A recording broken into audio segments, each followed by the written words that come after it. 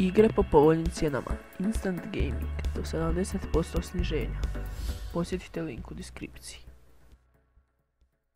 Throw it up. Start twerking like Miley.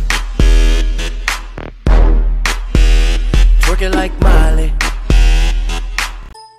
Pozdrav svima ljudi, dobrodošli u novi klip. Danas ću vam pokazati kako da koristite hard disk kao RAM memoriju. Da krenem. Prvo idete desni klik na moj kompjuter i properties.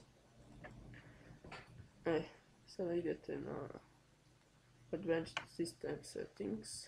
Idete ovdje performance settings. I idete na advanced.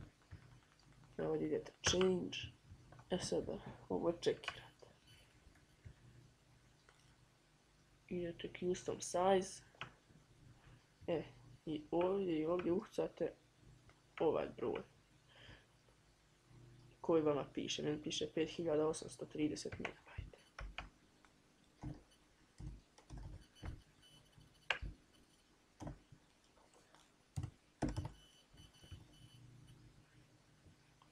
Idemo set.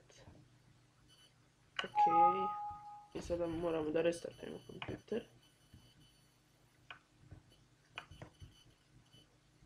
I to je bilo to u ovom klipu. Ako vam se svidio, ostavite like i sub. Vidimo se.